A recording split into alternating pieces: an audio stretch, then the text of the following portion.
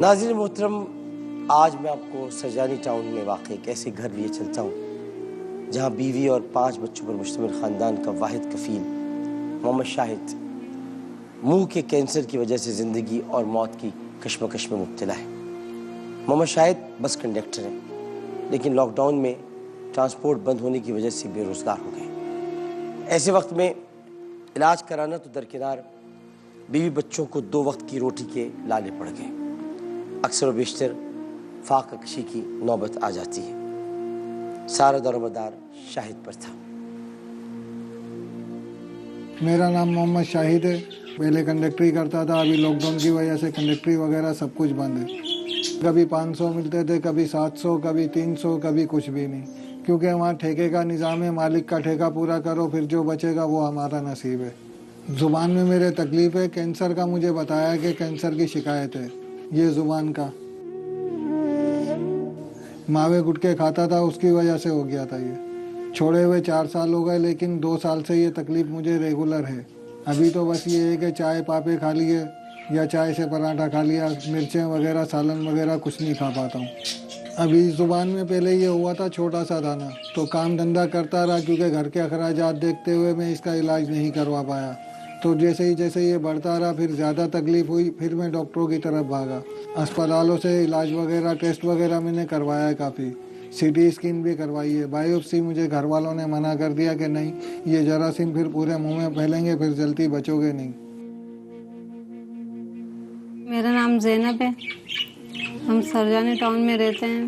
میرے شوہر کو منہ کا کینسر ہے، ہمارے 5 بچے ہیں۔ بیماری کی وجہ سے وہ کما نہیں سکتے، کبھی کبھی نوبت فاقے تک آ جاتی ہے۔ کئی مرتبہ ہمارے بچے مدرسے جاتے تو بھوکے بھی گئے، کہیں سے کوئی مال امداد نہیں ہے ہمارے یہاں۔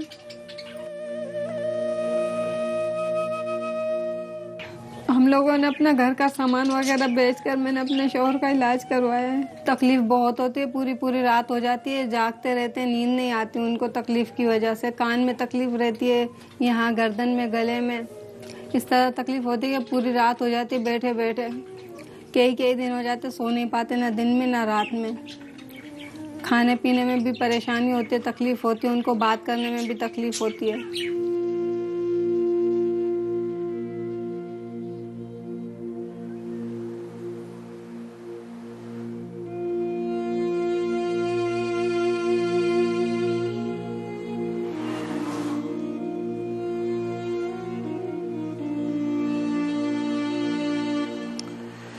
ناظرین محترم، لاک ڈاؤن میں ٹرانسپورٹ بند ہونے کی وجہ سے بے روزگار ہو گئے شاہد بھائی، اور ایسے وقت میں علاج کرانا تو درکنار، بیوی بچوں کو 2 وقت کی روٹی کے لالے پڑ گئے۔ اکثر و بیشتر فاقہ کشی کی نوبت آ جاتی ہے۔ سارا دار و مدار شاہد پر تھا، مگر وہ بے روزگار اور زبان میں زخم کی وجہ سے شدید تکلیف سے دوچار ہے۔ شاہد آدھا انچ رہ گیا، یہ ڈاکٹر نہیں ہے، وہ بڑے ابا کے نام سے ہیں، حکمت کرتے ہیں۔ 1 مہینے کی دوائی دیتے ہیں وہ 20,000 روپے کی۔ میں نے صرف 3 دفعہ دوائی لی، اس کے بعد میرے پاس پیسے بھائی تھا نہیں کچھ بھی، تو میں نے منع کر دیا تھا۔ پھر 2 دفعہ انہوں نے اپنے پاس سے مجھے دی ہے دوائی بغیر پیسوں سے۔ ڈاکٹر سے میں دوائی لا رہا تھا، 1200-1300 روپے کی دوائی تھی۔ جیسے یہ زبان میری سفید ہوئی ہے نا بالکل، میں نے تقریباً 5 دن یوز کری تو زبان میری صاف ہونے لگ گئی تھی کافی حد تک، مطلب کہ جو نیچے کا گوشت تھا نا لال والا، وہ نظر آنے لگ گیا تھا، بہتر ہو گیا تھا۔ لیکن میں زیادہ اخراجات کی وجہ سے وہاں علاج کروا نہیں پایا۔ بس میری التجا ہے کہ میرے شوہر کا علاج ہو جائے، ہمارے پاس کوئی اسباب نہیں ہے۔ ہم نے گھر کا سامان تک بیچ دیا تھا ان کے لیے۔ میرا ایک بچہ ہے 13 سال کا ہے، وہ کام پہ جانے لگا ہے، اس کو 50 روپے ملتے ہیں، کبھی 30 روپے مل جاتے ہیں، 20 روپے کرایہ لگ جاتا ہے، باقی بہن بھائی مل کر کھا لیتے ہیں۔ ابھی جب بیچ میں آٹا مہنگا ہوا تھا تو اس کے 50 روپے کا انتظار کر رہے ہوتے تھے ہم لوگ کہ وہ 50 روپے لائے گا، تو 80 روپے کا آٹا آتا تھا۔ آدھا کلو آٹا منگا کے ایک ہی دفعہ روٹی پکا کے بچوں کو کھلا دیتی تھی کہ بیٹھو سب ایک ساتھ کھا لو۔ کہتے تھے بچے مما پیٹ نہیں بھرا ہم لوگوں کا۔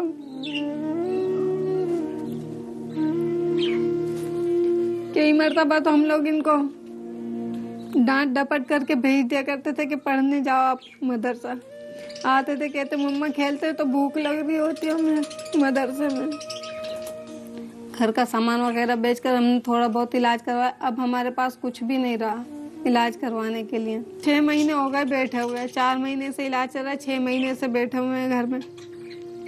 काम नहीं कर सकते, वजन नहीं उठा सकते। ये यहाँ से दवाई लेता हूँ वो भी मना करते हैं कि वज़न का काम नहीं करो, ना वज़न उठाओ, ना ज़्यादा भाग दौड़ करो, क्योंकि बारीक बारीक नसें हैं ये गर्दन की, ये जैसे फट जाती हैं, फिर तकलीफ होने लग जाती है। अभी 12 महीने का किराया चढ़ा हुआ है। हम लोगों का मालिक मकान बाहर रहता है शिकारपुर में, यहाँ पे नहीं है, तो वो आता है 8-10 महीने में, तो एक ही साथ किराया लेकर जाता है। अभी हम लोग बहुत परेशान हैं किराए की वजह से भी। आप मेरा इलाज करवा दें, बाकी जो भी होगा अल्लाह मालिक है। पहले भी घर में खुद चला रहा था, अब ये है कि तकलीफ की वजह से बैठा हुआ हूँ, तो काम धंधे से भी घर के भी हालात भी थोड़े टाइट हो गए। अभी माली इमदाद कर सकते हैं या दवाई दिला सकते हैं या मेरा इलाज करवा सकते हैं, जैसे आपको मुनासिब लगे। अब शाहिद को क्या पता था कि गुटके और मावे की लत एक दिन ज़िंदगी का नासूर बन जाएगी। अपने सुहाग को उजड़ता देखकर और बच्चों को भूख से बिलखता देखकर एक औरत के दिल पर क्या गुजरती होगी, इस कर्ब का अंदाज़ा तो कोई दर्दमंद और खुदा तरस इंसानी लगा सकता है। मोहम्मद शाहिद इलाज के लिए हमें पुकार रहा है और उसके मासूम बच्चे बेबसी के साथ ये इल्तिजा कर रहे हैं कि हमारा बाप इस दुनिया में हमारा वाहिद सहारा है, हमारे बाप का इलाज करा दो। सिर्फ 1 लाख रुपए अतिया देकर हमें यतीम होने से बचा लो। तो आज मैं आपसे यही गुजारिश करूंगा कि 1 लाख रुपए, सिर्फ 1 लाख रुपए हमने आज जमा कर दें और उन 1 लाख रुपयों से हम शाहिद का इलाज करा सकते हैं। उनकी अहलिया यहाँ तशरीफ़ फरमाएं और उनकी आंखों में आंसू हैं और हमारा काम ये है कि हम आंखों को भीगने न दें, बल्कि भीगी हुई आंखों में जो आंसू जमा है उनको जमा कर लें और जमा करने के बाद ये जमाएं हम जमा कर लें और जमा करने के बाद हम उनके मददगार बन जाएं, सहारा बन जाएं। एक कॉलर हमारे साथ मौजूद है। अस्सलाम वालेकुम। अस्सलाम वालेकुम। जी वालेकुम सलाम। जी फरमाइए। जी मैं इनकी हेल्प करना चाह रही हूँ, तो मैं वेस्टर्न यूनियन से घर भेजूंगी ये 50,000। 50,000, बहुत बहुत शुक्रिया, बहुत शुक्रिया आपका। बड़ी मोहब्बत आपकी, बड़ी इनायत आपकी, बड़ी इनायत। इसके अलावा भी मैं आपको ये कहना चाहता हूँ कि ये तो मुस्तहिकीन नज़र आ रहे, कुछ मुस्तहिकीन जो नज़र नहीं आ रहे, जो बैक स्टेज हैं। महमूदा सुल्ताना उनकी मदद भी कर रही है, लिहाजा आप अपने अतियात, सदक़ात, खैरात, पेपैल अकाउंट नज़र आ रहा है स्क्रीन पर आपकी, उस पर आप हमें दें और पेपैल पर आप हमें भेजें। इसके अलावा भी हमारी अकाउंट डिटेल्स आ रही हैं, उस पर भी आप हमें भेज सकते हैं। एक और कॉलर मौजूद है। अस्सलाम वालेकुम। जी वालेकुम डॉक्टर साहब, मैं ब्रिगेडियर अशफाक बोल रहा हूँ रावलपिंडी से। जी ब्रिगेडियर साहब कैसे हैं? हाँ जी, अभी मैंने देखा तो आई विल डोनेट 50,000 और उसके अलावा अगर इनका मुझे कोई अकाउंट नंबर मिल जाए तो मंथली बेसिस पे इनको हर मंथ भी इनको। अच्छा नहीं, मैं बिल्कुल ब्रिगेडियर साहब आपको इनका पर्सनल भी दिलवा देता हूँ ताकि मंथली आप इनको करते रहें। बहुत बहुत शुक्रिया ब्रिगेडियर साहब, बहुत बहुत थैंक यू वेरी मच। अल्लाह आपको खुश रखे, आपको अल्लाह ताला बहुत इज्जत दे, बहुत इज्जत दे। ब्रिगेडियर साहब, ब्रिगेडियर अशफाक साहब की तरफ से आपको 50,000 रुपये और आपको मंथली, तो हम आपका अकाउंट नंबर भी उनको दे देंगे ताकि मंथली आपकी मदद होती रहे। अल्लाह के बंदे हैं, कहीं ना कहीं से कोई बंदा आ जाता है और मदद कर जाता है। मैं बहुत शुक्रगुजार हूँ अशफाक साहब आपका और आप सब लोगों का। असल में ये जो एक महफिल सजी हुई है, ये हम पाकिस्तानियों की ईसार की महफिल है, ये हम पाकिस्तानियों की मुआसात की महफिल है, ये हम पाकिस्तानियों की मोहब्बत की महफिल, जहाँ पर हम सब लोग एक दूसरे का दुख दर्द बांटते हैं और हम पूरी दुनिया को ये पैगाम देते हैं, ये मैसेज देते हैं कि हम लोग हैं एक दूसरे की मदद के लिए। हमें अल्लाह के सिवा किसी का भी मोहताज नहीं होना। अल्लाह ताला ही अपने इन बंदों को भेजता है। जैसे मेरी बहन आ गई, ब्रिगेडियर साहब आ गए, ये सब लोग अल्लाह ताला के भेजे हुए लोग होते हैं। तो मैं इन तमाम लोगों के जिन्होंने मदद की है, ब्रिगेडियर साहब, बहन जो हमारी, उनके घर, उनके काम, उनकी औलाद, उनकी सेहत और रिस्क में बरकत की दुआ करता हूँ। अल्लाह ताला उसमें बहुत बरकत अता फरमाए। जी प्लीज़। देखिए एज ए डॉक्टर मैंने भी प्लास्टिक सर्जरी में काम किया। मैं सिर्फ एक मैसेज देना चाहता हूँ लोगों को, ये गुटके की वजह से इनको ये प्रॉब्लम हुई है। आप गुटखा खाते थे, ठीक है ना, माशाल्लाह देखने में लंबे चौड़े सब, अल्लाह ने हर चीज़ दी हुई है इनको। एक उस गुटके ने इनकी पूरी ज़िंदगी और इनके घर वालों की ज़िंदगी को डिस्टर्ब कर दिया है। तो इस चीज़ से बचें आप लोग। गुटखा है, पान है, तंबाकू है, स्पेशली मैं कहता हूँ स्मोकिंग है, उसको बहुत अवॉइड करें, क्योंकि आपको पता नहीं चलता है। एक्चुअली आप ड्राइवरी करते थे, मुंह में रखते होंगे, और उससे क्या होता है, ये तो अभी अच्छी कंडीशन में है, इनका का इलाज हो गया तो ये बच जाएंगे माशाल्लाह। ये एक्सप्रेस हेल्पलाइन ट्रस्ट की तरफ से आपके लिए, ये महमूदा सुल्ताना फाउंडेशन की तरफ से आपके लिए, और मरहबा गुलबहार शरबत वाले, उन्होंने हमें 30-40 मोटरसाइकिल्स दी और उन्होंने हमसे कहा कि आप इनको लोगों में जो आ रहे हैं, आपके पास नहीं होगी यकीनन सवारी, ये मोटरसाइकिल आपके लिए, ठीक है ना, मरहबा वालों की तरफ से ये आपके लिए। आपको ये 60,000 रुपये की मोटरसाइकिल है, ये भी आपकी। तो जो हम भाई कर सकते थे वो हमने किया। अल्लाह ताला हमारे लिए दुआ करना, ब्रिगेडियर साहब के लिए दुआ करना, बहन के लिए दुआ करना, डॉक्टर साहब हैं, सब लोग, सबके लिए बस दुआ करना। बहन दुआओं की ज़रूरत है, बस दुआओं की ज़रूरत है, बस बस बस कुछ नहीं किया, छोड़े, बस दुआओं की ज़रूरत है। वक्फा लेते हैं, वक्फे के बाद हाजिर होते हैं। ऐसा राशन भी साथ जाएगा। अस्सलाम वालेकुम व रहमतुल्लाह।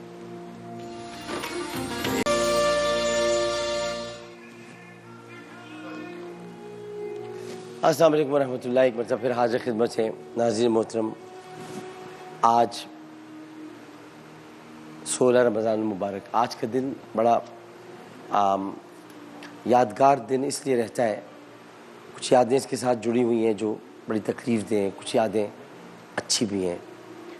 आज के दिन अमजद साबरी साहब शहीद हुए थे और आज उनको हम याद करते रहते हैं, वक्तन फ़वक्तन गाहे बगाए उनका तज़किरा होता है। आज ही के दिन, आज के जो हुआ वो अतर शाह खान साहब हमसे जुदा हो गए। अब बहुत बड़ा नाम, पाकिस्तान के राइटर, कॉलम निगार, मिज़ाह निगार, फिल्म साज, डायरेक्टर, ड्रामा निगार, अदीब अतर शाह खान जेदी साहब वो चले गए। आज ही के दिन मैं जैसे कि आपको कल से बता रहे थे कि अब ये शब शुरू हो जाएगी तो मुसलमानों के लिए एक बड़ा कड़ा वक्त आया था, और वो कड़ा वक्त था आज ही। रोज़े भी फ़र्ज़ हुए हैं, रोज़े फ़र्ज़ हो जाएंगे, और रोज़े फ़र्ज़ होंगे, फ़र्ज़ हो चुके मतलब, लेकिन वो रोज़े की हालत में ही आ रहे हैं और रोज़ा रखा हुआ है। और अभी पूरी प्लानिंग हो रही है कुफ़ार की कि किस तरह से कल मुसलमानों पर हमला करना है, यानी यौमुल फ़ुरक़ान। मगर आज एक ख़ुशी की बात ये कि हम एक ऐसी बच्ची को आज उसके घर भेज रहे हैं जो 2.5 बरस के बाद जा रही है, 2.5 साल के बाद। 2.5 साल के बाद ये 12 साल सायरा, इसका ताल्लुक़ लियारी संगुलीन या संगुलीन इलाका कहलाता है। 2018 में शार फैसल पुलिस ने सायरा को ईदी सेंटर के हवाले किया था। सायरा ने हमारी टीम को बताया कि मेरे वालिद का नाम अब्द हुसैन और वालदा का नाम रुखसाना है, और मेरे 2 भाई इमरान और कामरान लियारी में। मेरे ख्याल से अब्दुल्ला हुसैन होगा, अब्द हुसैन नहीं होगा, अब्दुल्ला हुसैन। मेरी आबिद हुसैन, देखो ना आप अब्द हुसैन आप लिख रहे हैं, लिखने वाले भी कमाल लिखते हैं भाई, कमाल लिखते हैं। आबिद हुसैन, और मैं माज़रत चाहता हूँ, अब्द हुसैन मैंने गलती से कहा, और वालदा का नाम रुखसाना है, और मेरे 2 भाई इमरान और कामरान लियारी में रहते हैं। मेरा एक फुफीज़ाद भाई जहांगीर तोते का काम करता है और जिसे मिट्ठू बोलते हैं। कामरान वजाद साहब जो इस वक्त भी नवाबशाह में, हमारे कामरान साहब अभी भी नवाबशाह में गाड़ी में गए बच्चों को ढूंढने के लिए उनके घर को। कामरान वजाद ने 7 दिन तक लियारी के हर इलाके में जहांगीर की तलाश की, और लियारी सिंगोलीन गली नंबर 16 में जहांगीर मिट्ठू का घर मिल गया। जहांगीर ने बताया कि सायरा मेरे मामू की ही बेटी है, और हम लोग सायरा को तलाश कर कर कर थक गए थे, और पूरा ख़ानदान ये सब्र कर कर बैठ गया था कि सायरा को किसी ने अगवा कर लिया है या बेच दिया है या फिर किसी ने कत्ल कर दिया है। सायरा के वालिद ज़हनी बीमार हैं और अपनी फैमिली के साथ हब चौकी शिफ्ट हो गए। जिस सायरा को सब मुर्दा समझकर भूल गए थे, उसी सायरा को आज लेने के लिए उसके फुफीज़ाद भाई जहांगीर मिट्ठू आए, जो आपको लेकर जाएंगे। और साथ साथ मेरी बहन अज़रा भी आई है। ये अज़रा मेरी वो बहन है जो रहती भी लियारी में, और ये रिश्ता 15 वर्षों से हम 15 नहीं बल्कि 20 साल हो गए। 20 साल से ईदी होम में आना जाना, ईदी सेंटर में मैं माओं के पास जाता हूँ, वहाँ ये होती हैं, अम्मी की खिदमत करती हैं, बिल्कीस आपा की, अब्बू की खिदमत करती है, ईदी साहब की करती रही, और ये उधर ही से वाबस्ता रही। बहुत अर्सा हो गया, ये बड़ा काम कर रही हैं। इनकी मदद और इनकी محبت جو شامل ہوتی ہے اس کے بغیر ہم یہ سب کچھ نہیں کر سکتے. بہت بہت شکریہ ذرا آپ کا. آئیے جہانگیر مٹھو تشریف لائیے. آپ کا سرمایہ.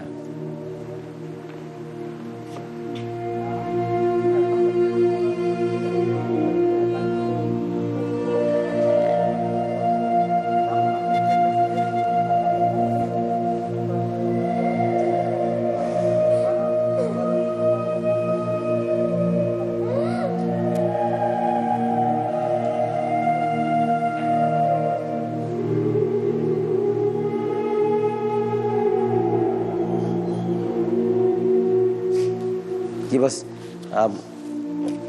ہماری طرف سے یہ محمودہ سلطانہ فاؤنڈیشن اور ایکسپریس ہیلپ لائن ٹرسٹ کی طرف سے. سائرہ خدا حافظ.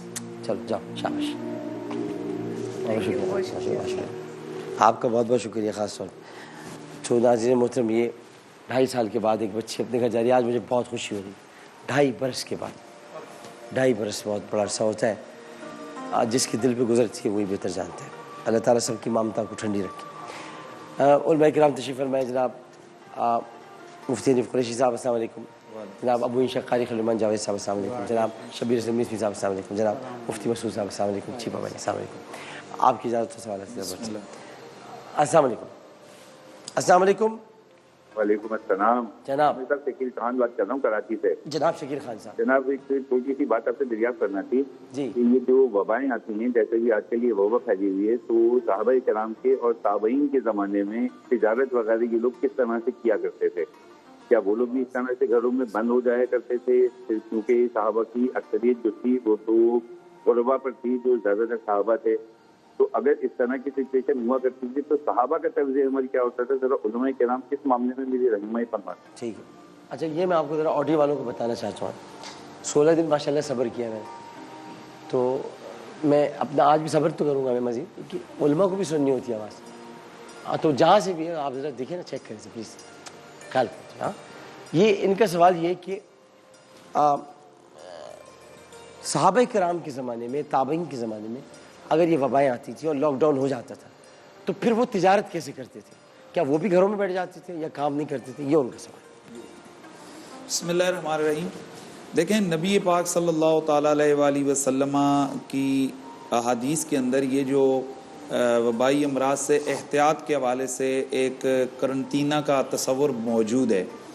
جس طرح حدیث شریف میں صحیح حدیث حضور نے ارشاد فرمایا کہ جس علاقے کے اندر تم سنو کہ وہاں پر طاعون کا مرض پھیلا ہے تو تم وہاں داخل مت ہو, اور اگر وہاں پر موجود ہو تو وہاں سے تم باہر نہ نکلو. تو اس کا مطلب یہ ہے کہ اس وقت کے لحاظ سے یہ احتیاط کافی تھی کہ آپ ایک علاقے سے دوسرے علاقے میں نہ جائیں. بہرحال ہر دور کے تقاضے اپنے اپنے ہوتے ہیں. صحابہ اور حضور کے زمانے میں اس قسم کے جو ہے نا وہ گنجان علاقے بھی نہیں تھے, اس وقت اس طرح کے حالات بھی نہیں تھے.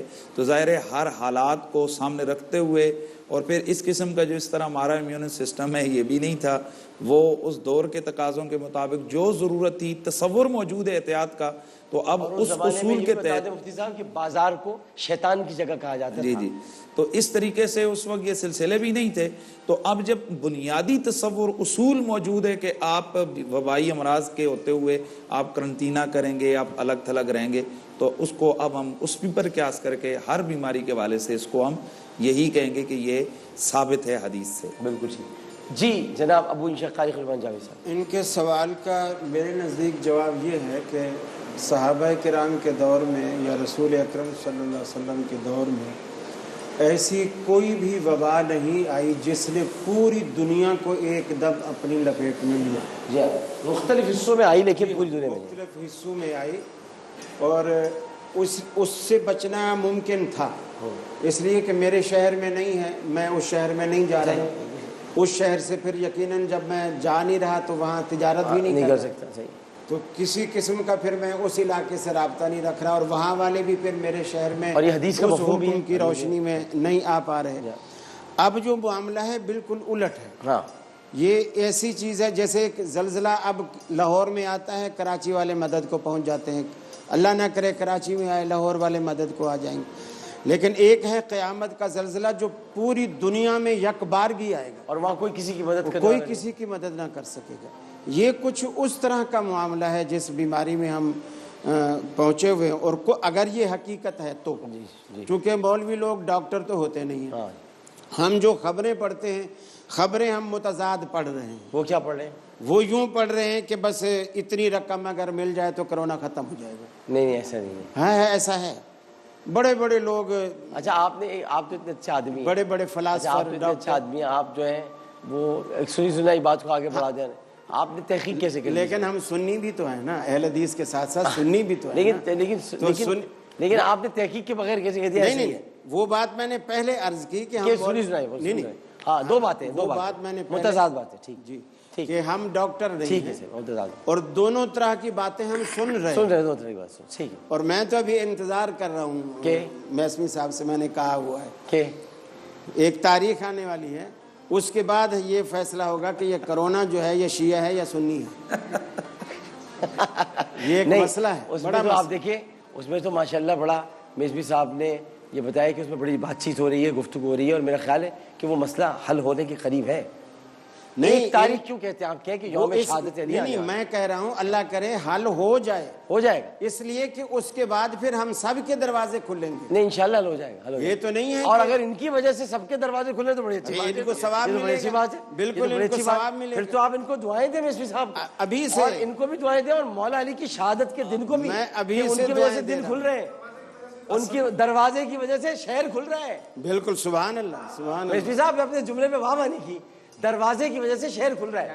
انا مدینۃ العلم ولی بابها, دروازے کی وجہ سے شہر کھل جائے گا. اللہ کرے کھل جائے. صاحب حیران اتنا ہوئے کہ وہ فوری طور پر واہ بھی نہیں کرتے. بسم اللہ الرحمن الرحیم. اللہم صلی علی محمد وآل محمد.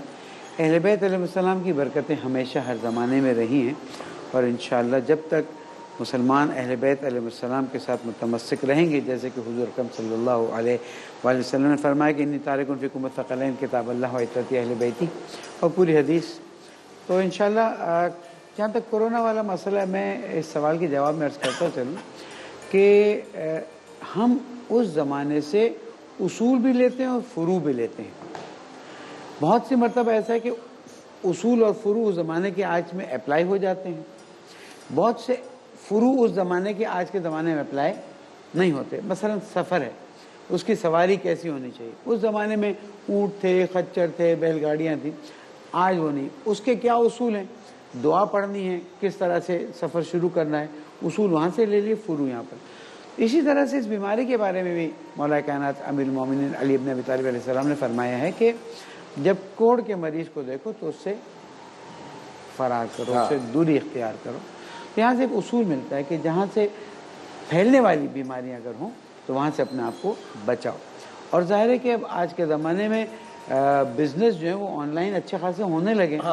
ٹھیک ہے, بہت سی چیزیں آن لائن نہیں ہو سکتی, تو اپنے آپ کو بچانا ضروری ہے نمبر ایک, اور اپنی وجہ سے کسی اور کو خدا نخواستہ اگر یہ ہو جاتا ہے تو اس سے بھی بچانا ضروری ہے. اور قاری صاحب نے اپنی طرف سے فرمایا کہ جناب یہ شیعہ یا سنی ہو جائے گا, ہم تو مسلمان کہیں گے, اس لیے کہ تفریقے سے بجائے اتحاد کی بات کریں. اور انشاءاللہ 21 رمضان کی برکت سے اللہ چاہے گا تو یہ مشکلات انشاءاللہ. مفتی صاحب, ڈاکٹر صاحب یہاں دو طرح کے نظریات ہیں جو اس زمانے میں بھی تھے. عربوں کا نظریہ یہ تھا زمانہ جاہلیت میں کہ اگر ایک بیماری ایک کو لگی ہے تو دوسرے کو اس سے ضرور لگے گی, جس میں جب وہ خارش زدہ اونٹ کو دوسرے اونٹوں سے الگ کرنے لگے ان کے اونٹوں کے باڑے میں, تو آپ صلی اللہ علیہ وسلم نے یہ فرمایا کہ بتاؤ پہلے کو کہاں سے لگی تھی. ایک تو یہ بات ہو گئی کہ بیماری کا دوسرے کو لگنا کوئی ضروری نہیں ہے, لیکن اس میں احتیاط کا پہلو بھی سامنے رہنا چاہیے کہ اس سے آدمی جری بھی نہ ہو جائے. اس لیے فرمایا کہ فر من المجذوم فرارک من الاسد, تم کوڑی کے مریض سے ایسے بھاگو جیسے تم شیر سے ڈر کے بھاگتے ہو. تو ہم یہ کہتے ہیں کہ یہ مرض ایک دوسرے کو لگ سکتے ہیں, ضروری نہیں ہے کہ لگ جائے. آج کل کے ڈاکٹروں کا نظریہ, اور یہی نظریہ دوبارہ سے ہم پر تھوپا جا رہا ہے کہ جناب ضرور لگے گی. ہم یہ کہہ رہے ہیں ضرور نہیں لگے گی, ہاں لگنے کا امکان ہے. لہذا احتیاطی تدابیر کو سامنے رکھتے ہوئے آپ اپنی ایکٹیویٹیز کو جاری رکھیے. طاعون کی جو وبا آئی تھی اس وقت شام ایک اس زمانے کا سب سے زیادہ متمدن شہر تھا، سب سے زیادہ ماڈ شہر تھا شام کا، جس کے اندر آج میرے خیال میں 12-13 ریاستیں ہیں۔ اس کے جو سربراہ تھے، وہاں کے گورنر تھے حضرت ابو عبیدہ بن جراح رضی اللہ تعالیٰ عنہ، عشرہ مبشرہ میں سے بھی ہیں، اور حضور صلی اللہ علیہ وسلم نے ان کو حکیم هذه الامہ کا لقب دیا تھا۔ سب سے پہلے حکیم الامہ فاروق اعظم تو یہاں تک فرماتے ہیں کہ اگر وہ حیات ہوتے تو میں ان کو خلیفہ بناتا۔ تو وہ وہاں سے نکل کر نہیں آئے تھے، لیکن انہوں نے سارے کام کیے تھے۔ ایسا قرنطینہ کا صحابہ کرام کے درمیان تصور نہیں تھا جو ہمارے ہاں ہے کہ اس کو بالکل ہی بند کر دیا جائے، نہیں، اس کی تیمارداری بھی کی جائے گی۔ اگر وہ بزنس کر رہا ہے تو وہاں بھی نکلے گا، اسے نماز پڑھنی ہے تو وہ مسجد میں بھی آئے گا۔ یہ ساری پابندیاں یہ آج کل کی میڈیکل سائنس کی ترقی نے ہم پر لگا دی۔ صحیح، بالکل ٹھیک، بالکل ٹھیک۔ سوالات کی طرف بڑھتے ہیں جی۔ السلام علیکم۔ السلام علیکم۔ السلام علیکم۔ السلام علیکم۔ السلام علیکم۔ اچھا، یہ جی آپ جی پوچھیں۔ ایک 2 دن پہلے سوال چل رہا تھا کہ یہ 20 لاکھ روپے کا وہ قرضے کا مکان کا، اسی حوالے سے میں بات کرنا چاہوں گا کہ اگر وہ 20 لاکھ روپے اس نے قرضہ دیا ہے اور گھر گروی لے لیا ہے، تو جب 2 سال کے بعد وہ اس کو 20 لاکھ روپے واپس کرے گا اور وہ اس کو گھر واپس کرے گا، تو 20 لاکھ کی جو مارکیٹ ویلیو وہ شاید 10 یا 12 لاکھ روپے رہ جائے، اور جو گھر کی مارکیٹ ویلیو وہ 40 سے 50 لاکھ روپے ہو جائے، تو اس کو تو اس کا فائدہ ہو گیا ہے، اور اس کو نقصان ہوگا۔ اگر یہ گولڈ لینا چاہے گا، کوئی اور چیز لینا چاہے گا، تو اس کو تو نقصان ہوا ہے۔ تو اس بارے میں کیا کہتے ہیں، اس کو فائدہ ہوگا، اس کو نقصان ہوگا، اس کی بھی ذرا تھوڑی سی وضاحت ہو جائے۔ دیکھیں، بنیادی طور پر یہ جو روپیہ ہے، اس کو سونے اور چاندی کے حوالے سے اس کا یوں سمجھیں کہ جس طرح ایک رسید کے طور پر ہمارے نوٹ کے اوپر بھی لکھا ہوا ہوتا ہے، آپ اس کو سمجھتے ہیں کہ مطالبے پر ادا کرے گا کہ اتنا جتنا آپ پیسہ اتنا گورنمنٹ چھاپتی ہے کہ جتنا آپ کے پاس اس کے پیچھے ذخائر ہوتے ہیں۔ تو دیٹس مین کہ یہ آپ کا قصور یا میرا آپ کا قصور نہیں ہے، وہ اتنے اگر گورنمنٹ کی طرف سے یا کسی کی طرف سے دھوکا ہوا ہے، یعنی ہمارا ریویلیو نیچے آئی ہے، تو یہ ایک الگ معاملہ ہے۔ اب شرعی نقطہ نظر سے یہ اپس اینڈ ڈاؤن میں وہ نہیں جا سکتا ہے۔ اس کو آپ اگر دوسری طرف دیکھیں کہ اگر اس کا روپیہ ویلیو بڑھ گیا تو نا، وہ بھی تو ہے نا، لہذا اس حوالے سے یہ کوئی قیاس نہیں ہے، چونکہ یہ نقد میں ہے اور نقدی کے حوالے سے یہ چیز نہیں آتی ہے۔ یہ جو آپ کا کویسچن ہے، یہ تو سود کی بنیاد ہی یہ تھی کہ جو آل عرب تھے وہ کہتے تھے کہ جی یہ سود جو ہے نا یہ تو نفع ہے، بزنس میں بھی نفع ہوتا ہے، اس میں بھی نفع ہے۔ بالکل ٹھیک، یہی اسی اصول کو آپ نے اپنے ذہن میں رکھا ہے۔ ایک حل اس کا یہ بھی ہے کہ اس کو مثلاً اس نے 20 لاکھ مانگے ہیں تو یہ 20 لاکھ کے ڈالر خرید، یہ جو قرضہ دینے والا ہے، اچھا، اور اس کو 20 لاکھ کے جتنے بھی ڈالر آئے ہیں یہ اس کو ڈالر دے دے بطور قرضہ کے، اور کہے کہ آپ جب بھی واپس کریں گے 2 سال بعد، سال بعد، 1.5 سال بعد، آپ مجھے اتنے ڈالر۔ اتنا بھروسہ ہے آپ کو ڈالر پہ؟ جی ڈالر پہ اتنا بھروسہ ہے گورنمنٹ پہ؟ ڈالر پہ نہیں، اب اتنا نیچے آیا ہوا ہے، نہیں مطلب ڈالر پہ بھروسہ، مطلب ڈالر خرید۔ چلو آپ سونا لے لیں۔ ہاں سونا، ڈالر کیوں خریدوا رہے ہیں؟ ڈالر پہ تو دجال کی آنکھ بنی ہوئی ہے۔ سود نسی میں آئے گا وہ، سونا کدھر ہو سکتا ہے؟ یہ صحیح، سونے کا سونے کا نہیں ہو سکتا جی، سونے کا نہیں، یدن بے یدن، بالکل سونے کا نہیں ہو سکتا نا، تو ڈالر مت کریں۔ لیکن یہ ہے کہ سونا میں گھر میں رکھ سکتا ہوں، ایسا ہے۔ ہاں یہ ایسا کر سر، بالکل۔ اچھا، تو پاؤنڈ ہے، ڈالر ہے، کوئی بھی شکل ہے، تو جس کو بھی اس کو، ہم جن کے غلام رہے وہی لے لیتے ہیں، پاؤنڈ لے لیتے ہیں۔ جی ہاں، جی لے لیں جی۔ مسئلہ دیکھیں مشکل کہاں پر ہے، مشکل یہاں پر ہے کہ جب دینار و درہم ہوتے تھے نا، ان کی ذاتی ویلیو ہوتی تھی، سونا اتنا، چاندی اتنا، نہ کوئی حکومت اسے کم کر سکتی تھی، نہ کوئی حکومت اسے زیادہ کر سکتی تھی۔ اب آ گیا ہے ایک کاغذ، اس کاغذ کو بنا دیا گیا اعتبار، انگریزی میں اسے کہتے ہیں فیٹ منی۔ اس کی یہ کاغذ بھی ہماری ملکیت نہیں ہے، یہ کاغذ حکومت کی ملکیت ہے، اسی لیے اس کو خراب کرنا شرعاً جائز نہیں ہے۔ آپ اس پہ لکھ رہے ہیں، خراب کر رہے ہیں۔ یہ کاغذ صرف اتنا بتاتا ہے کہ اتنی طاقت کی خریدی جو ہے اس کے ملکیت میں ہے۔ اس کے لیے مسلمانوں کو کوئی راستہ نکالنا چاہیے، کوئی ایسی کرنسی بنانی چاہیے کہ جس سے یہ دیکھیں اس میں مشکل کیا آ رہی ہے. ایک میں آپ کو مثال دیتا ہوں, ایک خاتون کی مثال ہے, ایسا نہیں کہ کوئی واقعہ ہے. 1950 میں پنڈی کے علاقے میں, آپ کے علاقے کی مثال دے دیتا ہوں, نکاح ہوا اور اس کی مہر 1950 میں 500 روپے رکھی گئی. 500 روپے 500 روپے 1950 میں. یہ بڑی بہت ہوگی, تو بہت زیادہ ہے. سن 2020 میں بڑی میں نے کہا بیگم تمہارا میں نے وہ مہریہ نہیں دیا, یہ 500 روپے رکھ لو. بتائیے ذرا, او ہو شوز بھی نہیں آ سکتے اس میں. ٹھیک ہے, اس وقت وہ پورا گاؤں خرید لیتے 500 روپے سے, شاید میرا ایک انداز ہے. 500 1950 میں 500, ٹھیک ہے نا. اب آیے ربا میں اللہ تعالیٰ فرماتا ہے نہ تم پر ظلم ہو نہ تم ظلم کرو. ٹھیک ہے, یہاں پر آیا امت مسلمہ یہ بات بتا سکتی ہے کہ اس عورت پر ظلم ہوا کہ نہیں ہوا؟ بالکل ہوا, ظلم تو ہوا. ٹھیک ہے نا, تو اس کا راستہ نکالنا پڑے گا. مفتی صاحب یہ بات بڑا نکتہ بازی صاحب, اس کا بڑا آسان طریقہ ہے کہ آپ مہر میں رقم نہ لکھوائیں, آپ مہر میں سونا لکھوائیں, آپ مہر میں زیور لکھوائیں. کون لکھوائے؟ لڑکی سے تو پوچھتے ہی نہیں, جو کچھ بھی طے ہوتا ہے بڑے آپس میں کر لیتے ہیں. حالانکہ مہر کی رقم تو لڑکی سے پوچھنی چاہیے. نہیں, مسئلہ صرف مہر کا نہیں ہے. ہاں, ایک انسان کسی کو قرض دیتا ہے, مثلا 20 سال پہلے اس نے قرض دیا, وہ واپس دینے والا دے نہیں سک رہا, مجبوری ہے. یہ بھی کہتے ہیں چلو اب 20 سال بعد وہی 5 لاکھ روپے لا کے اس کو واپس دے دیتا ہے, اور یہ بھی شرعاً سمجھتا ہے کہ میں زیادہ تو مانگ نہیں سکتا. ہمیں ایسی کرنسی کی طرف اللہ ولابد جانا چاہیے کہ جس کے اندر انفلیشن کا ایفیکٹ اس طرح سے. مگر وہ قرضے میں سونا لے کے کر سکتے نہیں, قرضے میں وہ تو سود ہے نا. قرضے میں تو سونے, اور اس کے لیے تو یہ کہ جو ہے نا یدن بیدن والفضل و ربا. زمین, اگر زمین لے لیں. کس طرح زمین؟ زمین مطلب یہ کہ اگر کوئی مہر کے طور پر کوئی زمین دے دے.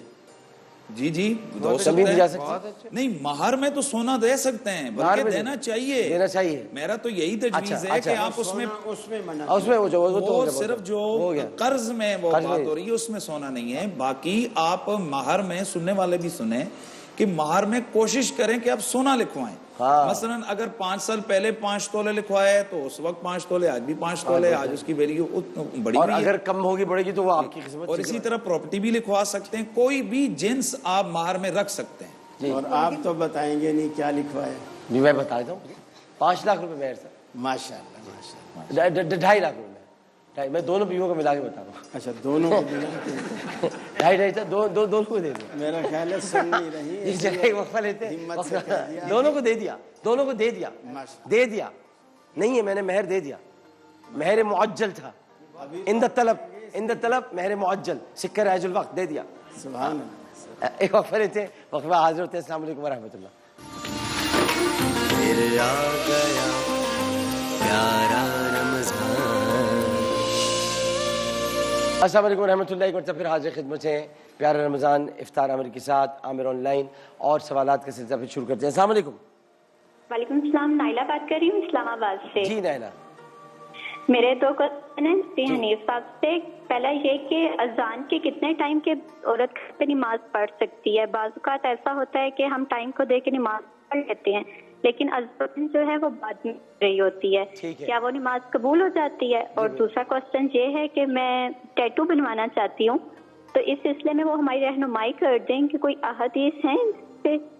ٹیٹو کس قسم کا بنوانا چاہتی ہیں آپ؟ کوئی پھول بنانا چاہتی ہیں, بچھو یا چھپکلی؟ چھپکلی بنانا چاہتی ہیں آپ؟ جی. چھپکلی بازو میں بنانا چاہتی ہیں؟ ہاں جی. چھپکلی بڑی والی چھپکلی؟ چھوٹی بڑی جو بھی ہو جائے. اچھا. ہاں جی. اچھا, میں پتہ کر لیتا ہوں چھپکلی کا. ہاں, ویسے تو چھپکلی سے ڈرتی ہوں گی آپ؟ نہیں, میں نہیں ڈرتی. کاکروچ سے بھی نہیں ڈرتی؟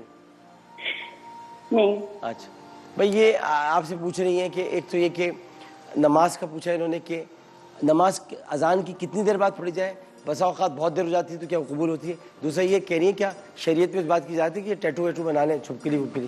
پہلا جو سوال ہے اس میں میرا خیال میں ان کے سوال کا مقصد تھا کہ کیا اذان کے بعد ہی نماز آپ پڑھ سکتے ہیں یا اذان سے پہلے بھی پڑھ سکتے ہیں, اور کیا وہ قبول ہوتی ہے نہیں.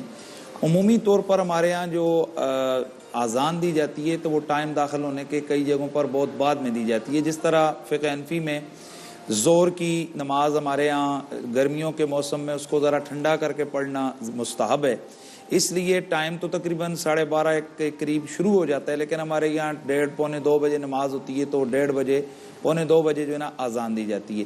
اب جیسے ہی ٹائم شروع ہو گیا 12:30 کے قریب یا پونے 1 کے قریب، تو اب اگر کسی نے 1 بجے پڑھ لی یا اسی بالکل آن ٹائم پونے 1 بجے بھی پڑھ لی تو نماز ہو گئی، بھلے مسجد میں جو ہے نا اذان ہو یا نہ ہو۔ یہ میں خواتین کی بات کر رہا ہوں، اور مردوں کے لیے تو یہ ہے کہ وہ بہرحال باجماعت مسجد میں جا کر جو ہے نا نماز پڑھیں، تو تب ان کو کامل فضیلت جو ہے نا وہ میسر آئے گی۔ دوسرا جو سوال ہے وہ ٹیٹوز کا، تو وہ جسم کو کھدوایا جاتا ہے، اس میں زیادہ تر یہ ہوتا ہے کہ غیر محرم کا ہاتھ ٹچ ہو سکتا ہے، کھدوانے والے شاید مشین سے اگر کر رہا ہوں جی وہ مشین سے وہ کرتے ہیں، تو ظاہر ہے جب وہ بازو ہوگا پھر وہ ایک بلاس ضرورت شرعی آپ ایک غیر محرم کے پاس جا رہے ہیں، تو یہ بھی درست نہیں ہے۔ اور ویسے بھی حدیث شریف میں آتا ہے کہ اللہ کے نبی نے فرمایا کہ جسم گدوانے والیوں پر، اور 4-3 چیزیں اور بتائیں کہ یہ جو بال جو ہے نا وہ کھینچنے والیاں، تو اللہ تعالیٰ کی ان پر لعنت ہو۔ اچھا یہ مجھے بتائیے، اگر ویسے اس کو لعن اللہ الواسمہ والمستوشمہ جو الفاظ آتے ہیں جی، اب یہ والیاں نہیں ہیں، والے ہیں سمجھ لیں، والے تو وہ والے بھی والیوں کے حکم میں آئیں گے؟ یعنی اگر مرد بنا رہے ہیں اور کوئی نام لکھوا لیا انہوں نے، نام جی کوئی شکل نہیں بنوائی، نام لکھوا لیا، دیکھیں اس میں تو واضح طور پر ایک ہے کہ یہ مردوں کے لیے تو اور زیادہ ممنوع ہے کہ ان کو تو بالکل بھی یہ کوئی زیب و زینت جس کی کوئی اجازت ہی نہیں۔ دوسری بات وہ جو ڈاکٹر صاحب عام ترین بات، وہ جو جسم کے اندر وہ ڈالتے ہیں، وہ جو پیئرسنگ کہلاتی ہے، پیئرسنگ وہ یہ ہوتا ہے کہ جی وہ یہاں سے نکال کر یہاں بالیاں بھی لگا چلو۔ اس کے حوالے سے تو علماء کا یہ ہے کہ وہ تو وضو آپ کا، اگر آپ نے غسل آپ کو مکمل نہیں ہوگا کہ آپ نے اگر اس طرح سے وہ سلسلہ کیا، پیئرسنگ پر ویسے بات ہونی چاہیے، بالکل صحیح کہا آپ نے۔ اس حوالے سے بہت اجتناب کرنی چاہیے میرے سننے والے تمام جو میرے نوجوان دوست ہیں۔ چلیں بات ہو گئی ہے ڈاکٹر صاحب، یہ جو فضول کڑے پہنتے ہیں، یہ لوہے کے، چاندی کے، اور یہ گلے میں لاکٹ پہنتے ہیں سونے کے، چاندی وغیرہ، یہ سب چیزیں مردوں کے لیے حرام ہیں۔ شریعت نبوی کے اندر ان کو منع کیا گیا ہے۔ مرد کے لیے صرف انگوٹھی وہ پہن سکتا ہے جس کا وزن، وہ بھی چاندی کی، جس کا وزن جو ہے نا وہ 4 ماشے کے قریب ہو، 4 ماشے سے کم ہو، اور اس میں وہ نگینہ اور بغیر نگینہ دونوں پہن سکتا ہے، لیکن سنت جو ہے کہ وہ نگینے کے ساتھ وہ پہنے۔ تو یہ میرے سننے والے بھائی، بریسلیٹ وغیرہ یہ کوئی نہیں، ان کا کوئی کانسیپٹ نہیں ہے اسلام میں، اس کو منع کیا اتار دو جی بالکل اتاریں، آپ پہل کریں کیمرے کے سامنے تاکہ آپ کو دیکھ کر ہزاروں لاکھوں لوگ، آپ کو یقیناً یہ بہت بڑا ثواب ہو جائے۔ میں بھی کر رہا ہوں، اور یہ جو گلے میں ویسے جیب میں تو رکھ لو، اور میں ایک اور بات، جیب میں رکھ لیں ڈاکٹر صاحب، پتھر کے رکھا ہوا ہے ڈاکٹر صاحب، اس میں کئی، میں یہاں اپنے ہم مسلک ان لوگوں کو جو توہمات، پلیز میں بڑا خاص میسج دے رہا ہوں خلیل صاحب، جو توہمات کا شکار ہیں، وہ کوئی لال شہباز قلندر جاتا ہے، کوئی بری سرکار جاتا ہے، کوئی قلندر پاک، وہ کہتے ہیں جی وہاں کا کڑا ہے لہذا یہ بڑا متبرک ہے، کوئی پاؤں میں کڑا پہنتا ہے کہتے ہیں جی یہ بڑا متبرک ہے۔ بھائی مدینے سے بھی کڑا آیا ہوا ہو نا تو آپ نہیں پہن سکتے۔ چاہے سونا حرام ہے، وہ چاہے مدینے شریف سے بھی خرید کے مرد پہنے انگوٹھی کے طور پر، یہ ویسے حرام ہے۔ وہ کڑا چاہے لال شہباز قلندر کا ہو یا کسی دربار کا ہو، جب رسول خدا نے منع کر دیا ہے تو اب وہ کسی جگہ سے نہیں۔ یہ نہیں ہے کہ شراب اگر کسی معاذ اللہ کسی جناب اچھی جگہ سے خریدی جائے تو وہ حلال ہو جاتی ہے۔ شراب حرام ہے، چاہے وہ بازار میں ہو یا مسجد کے باہر پی جائے یا دربار پہ پی جائے۔ قاری سلمان جاوید صاحب، پھر آتے ہیں میسری صاحب۔ میں دونوں باتوں پہ کچھ عرض کرنا چاہوں گا۔ دینے کے چکر میں ایک تو اذان والے مسئلے پہ یہ تھا کہ ظہر اثر میں تو یہ بات درست ہے جیسے مفتی صاحب نے فرمایا، البتہ فجر میں اور مغرب میں تقریباً اذانیں وقت پر ہوتی ہیں، تو خواتین ہمارے یہاں آدھے گھنٹے بعد تقریباً، رمضان میں تو میرے خیال ہے ہم آپ کی اذانیں ہم سے بھی 5 منٹ پہلے ہو رہی ہیں، احتیاطاً پہلے بند کرتے ہیں نا روزہ، تو اس لیے تو اس میں خواتین یہ خیال رکھیں، خاص کر رمضان میں جیسے اب مغرب کی اذان ہے اور فجر کی اذان ہے تو ان سے پہلے نماز نہ پڑھیں، اس کے بعد۔ اب جو دوسرا مسئلہ ہے اس کے لیے جیسا کہ مفتی صاحب نے فرمایا، اللہ کے رسول نے اس چیز سے بحث نہیں کی کہ وہ بنوا کیا رہی ہے، آپ نے فرمایا جسم گدوانا ہی حرام ہے، چاہے اس میں نام اللہ لکھے، نام محمد لکھے، نام اپنا لکھے، نام کسی کا لکھے، تصویر بنائے، پھول بنائے، چیز سے بحث نہیں ہے کہ بننے کے بعد کیا چیز بنے گی، اس سے شریعت نے بحث نہیں کی، ایسا عمل ہی حرام ہے۔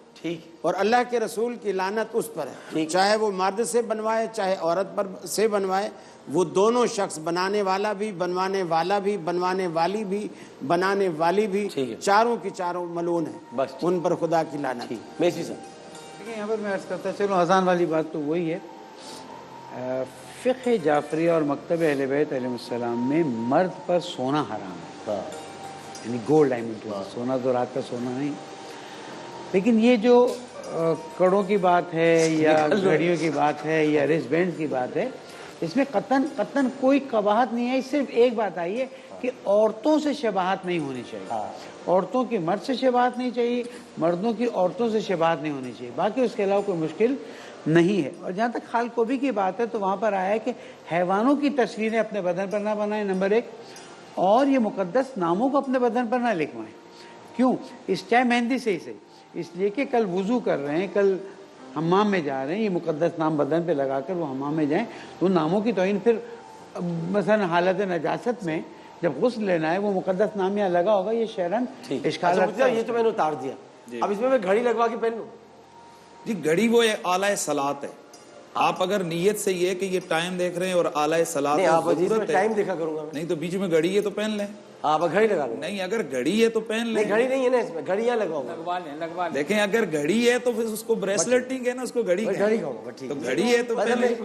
دے بھی تو سکتے ہیں نا ڈاکٹر صاحب، میں گھڑی لگوا کے پہنوں گا، مجھے ڈاکٹر صاحب ایک منٹ، ڈاکٹر صاحب اینڈ مت کیجیے، پھر تو یہ گھڑیاں بھی پہننا اشکال آ جائے گا۔ ہاں اشکال، وہی جبھی تو پوچھے میں نے، پھر وہ مشکل ہو جائے گھڑی پہ اشکال تو نہیں ہے، وہ پرانے زمانے کی گھڑی جیب میں رکھ لیں۔ دیکھیں عرض یہ ہے کہ گھڑی اعلی صلاۃ کے طور پر اس کو اجازت دی گئی ہے، یہ نماز کے لیے۔ اچھا ویسے شادیوں میں جو پہناتے ہیں دولہا کو، شادی میں گھڑی پہناتے ہیں، گھڑی جو ہے یہ اعلی صلاۃ ہے، جائز ہے۔ اب ہم تو ہم اور آپ تو اعلی صلاۃ اس طرح پہننا کیسے جائز ہو گیا جب آپ کے یہاں بینڈ حرام ہو گیا، ہر طرح کا کڑا حرام؟ نہیں اعلی صلاۃ کہہ رہے ہو، اعلی صلاۃ تو گھڑی ہے نا، گھڑی، ہاں اس کو جیب میں رکھ لیں، نہیں بہتر ہے، اس کو بیلٹ سے پہن لیں۔ آج کل ٹائم تو موبائل میں دیکھتے ہیں۔ عرض یہ ہے ڈاکٹر صاحب سنیں، ہمارے یہاں بزرگوں نے یہ کہا ہے کہ بہتر ہے کہ آپ یہ اس چین کے بجائے، یہ پوری ایک بحث ہے کہ اس کے بجائے آپ وہ لیدر کا پٹا ڈالیں یا پلاسٹک کا، وہ سب سے بہترین چیز ہے۔ اب اس میں ایک عام طور پر چونکہ وہ میسر نہیں آتا ہے، پھر وضو کے لیے تکلف میں پڑتا ہے، اتارو پھر کرو، خراب ہونے کا ہے، اس لیے چونکہ یہ ہر شخص کی ضرورت آ گئی ہے، اور ضرورت خصوصی طور پر نماز کے لیے، اعلی صلاۃ کے لیے صرف اس چیز کو، اور وہ بھی سونے کی نہ ہو، یعنی سونا اگر یہ تو اب فرض کریں کوئی گھڑی سے، اب یہ جو کڑا ہے ایگزامپل ہے، یہ جو کڑا آپ نے پہنا ہے اس کا کیا ہے؟ کچھ نہیں، اگر بطور زیور پہنا ہے تو مرد کے لیے جائز نہیں ہے۔ اس کا فلسفہ کیا ہے؟ وہ جو کڑا پہنتے ہیں، پاؤں میں پہنتے ہیں، زنجیر پہنتے ہیں، کیا ہے؟ کیا اس کے ساتھ زنجیر ڈال کے باندھنا ہے؟ نہیں یہ بتائیں کہ جو گھڑی پہن لی جی اور اس کو اعلی صلاۃ کے بجائے کسی کو ٹائم دے ملنے کے لیے پارک میں اس کو دیکھ کے ملنے کے لیے جا رہے ہیں، نہیں وہ تو پھر وہ تو آپ کا چھری پہ بھی آئے گا کہ چھری آپ نے کچن میں سبزی کاٹنے کے لیے رکھی ہے، بس صحیح سیٹ ہو گیا، معاملہ سیٹ ہو گیا، وقفہ لے لیں، وقفے بعد حاضر ہوتے ہیں۔ السلام علیکم ورحمۃ اللہ۔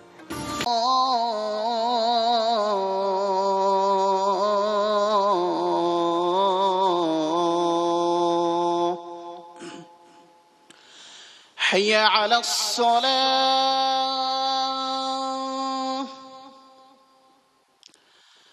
حي على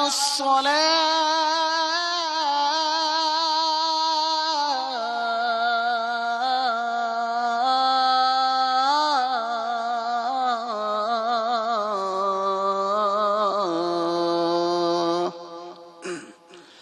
حي على الفلاح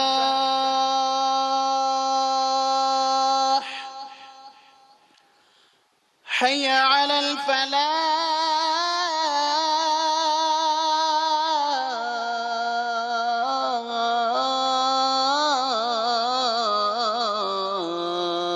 الفلاح الله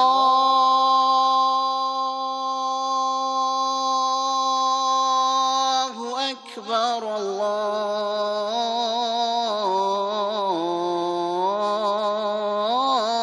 الله أكبر لا إله إلا الله اللهم رب هذه الدعوة التامة والصلاة القائمة آت محمدا الوسيلة والفضيلة والدرجة الرفيعة وابعثه مقاما محمودا الذي وعدته وارزقنا شفاعته يوم القيامة إنك لا تخلف الميعاد. میں عزت مار جناب مفتی محمد حنیف قریشی صاحب سے ملتمس ہو کے دعا فرمائیں. الحمدللہ رب العالمین والصلاة والسلام علی خاتم النبیین.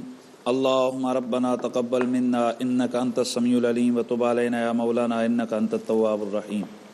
الہ العالمین ہماری جملہ عبادات کو، بالخصوص ہمارے رمضان المبارک کے روزوں کو اور آج کے اس روزے کو اپنی بارگاہ سمدیت میں قبول و منظور فرما. آمین. اشرۂ مغفرت پوری آب و تاب سے گزر رہا ہے. اے پروردگار اس اشرے کی برکات کے صدقے سے ہماری مغفرت فرما. آمین.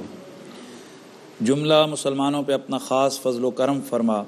بالخصوص اہلیان پاکستان اس وقت میرے مالک تیری مدد کے منتظر ہیں. یا اللہ اس وبائی مرض سے جس سے اس وقت سب لوگ پریشان ہیں، ہم سب کو محفوظ فرما، اور جو لوگ اس میں مبتلا ہو چکے ہیں پروردگار ان کو جلد از جلد صحت کاملہ عاجلہ نصیب فرما. آمین. آمین. ہمارے وطن کی خیر فرما، افواج پاکستان کی مدد و نصرت فرما، اور اس وطن کے لیے جتنے بھی لوگ جس محاذ پر کام کر رہے ہیں یا اللہ ان سب کے ہاتھوں کو مضبوط فرما. ہماری ان ٹرانسمیشنز کو اپنی بارگاہ میں قبول فرما. اور یا اللہ ہم سے کوئی شرعی مسائل بتاتے ہوئے دیگر معاملات میں کمی کوتاہی رہ گئی اس کو معاف فرما. ہمارے بھائی محترم ڈاکٹر عامر لیاقت حسین صاحب، پروردگار ان کو دنیا اور آخرت کی بلائیاں عطا فرما، اور ہم سب کا خاتمہ ایمان پہ فرما. وصلی اللہ علی حبیبی محمد وآلہ وصحبہ اجمعین برحمتک یا ارحم الراحمین. بہت بہت شکریہ مفتی حنیف قریشی صاحب خوبصورت دعا کا. ابو انشا قاری خلیمان جاوید صاحب کا شکریہ. چھپا بھائی آپ کا شکریہ. باسل شاہد صاحب، مکرم علی خان صاحب، علی محمد خان صاحب، جناب محمود احمد مدنی صاحب، قاری حسین آرائی صاحب، جناب شہریار طارق شہری بھائی، جناب حافظ احمد رقادی صاحب، سب کا بہت بہت شکریہ. انشاءاللہ آپ سے ملاقات ہو رہی ہے رات 8 بجے جی وے پاکستان میں. اور اب سے ہم 17 رمضان المبارک کی طرف بڑھ رہے ہیں، یعنی یوم الفرقان، فرق کرنے کا دن، حق و باطل کا مارکا، جنگ بدر. اور جنگ بدر میں کیا ہوا کیا نہیں ہوا، میں نے آپ سے کل گزارش کی تھی سحر کی نشریات میں کہ حضرت مقداد بن اسود رضی اللہ تعالی عنہ کی تقریر جو بھی آج ٹیلی فون پر مجھے بتائے گا، سحر کی نشریات میں سنائے گا کہ ہم نے یہ پڑھا ہے، تو ان کے اور جو بالکل ایگزیکٹلی حوالوں کے ساتھ بتائے گا، اس کے لیے مرحبا گلبہار شربت والوں کی طرف سے 2 موٹر سائیکلز ہیں تو دی جائیں گی. تو آپ سے میں بات کروں گا سحر کے وقت. لیکن 8 بجے جی وے پاکستان میں ملاقات ہو رہی ہے. بہت ہی مزیدار قسم کے مہمان آج آ رہے ہیں، ان سے گفتگو ہوگی. لیکن اس وقت تک کے لیے عامر حسین کو اجازت دیجیے. اللہم صلی علی سیدنا و مولانا محمد وعلی آلہ وصحبہ وبارک وسلم وصلی علیہ. ہم سے جو کچھ بھی خطا ہوئی، غلطی ہوئی، سب کی ہم ظاہر معافی مانگتے ہیں، معذرت کرتے ہیں، اللہ کی حضور توبہ کرتے ہیں، اور باتیں ہم سے ہو جاتی ہیں کہہ دیتے ہیں. تو بہرحال ہر وقت توبہ کرتے رہنا چاہیے، جب بھی موقع ملے توبہ توبہ توبہ، ہر وقت توبہ ہونی چاہیے. تو ایک یعنی 8 بجے ہماری آپ سے پھر ملاقات ہوگی. اس وقت تک کے لیے عامر لیاقت حسین کو اجازت دیجیے. علماء کرام کا پھر شکریہ. اللہ حافظ.